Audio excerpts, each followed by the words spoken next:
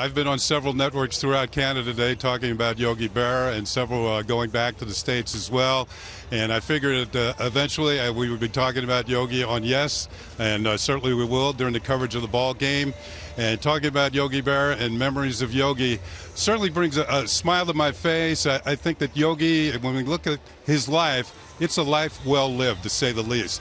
Here's a man who did a lot of things, accomplished a lot of things in his life, including serving his country, coming back to the United States after World War II, becoming an iconic baseball player, a Hall of Famer, and then his contributions after his baseball career, including his quotes, if you will, that they've written books about him, and all his charitable things that he's done over the years, including the Yogi Berra Learning Center.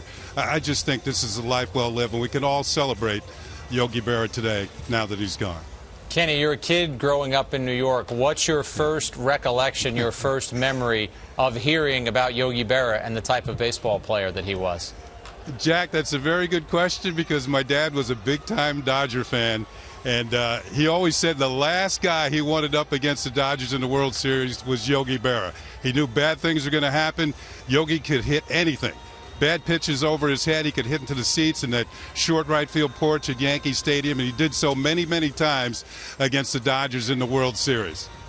Yeah, Kenny, David here. I know Jack touched on it. I know growing up in Mount Vernon, people sort of associate you with the Orioles and the great career you had there, but you really are a New York kid, the Mount Vernon kid. And, were you a Yankee fan growing up, and did you get a chance to see Yogi Berra live at Yankee Stadium?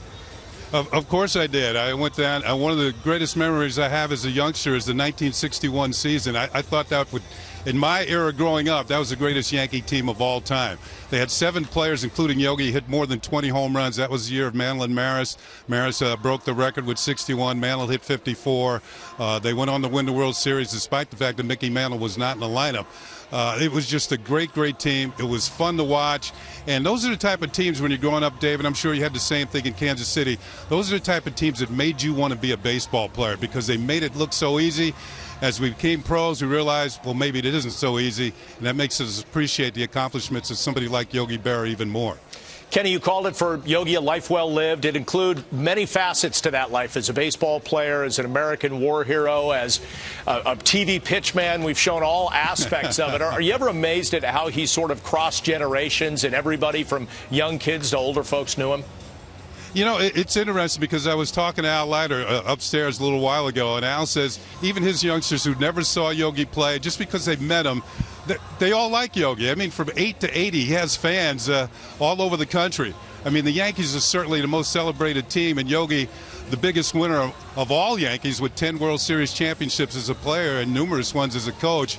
So I think that added to his popularity along with his sayings or his quotes.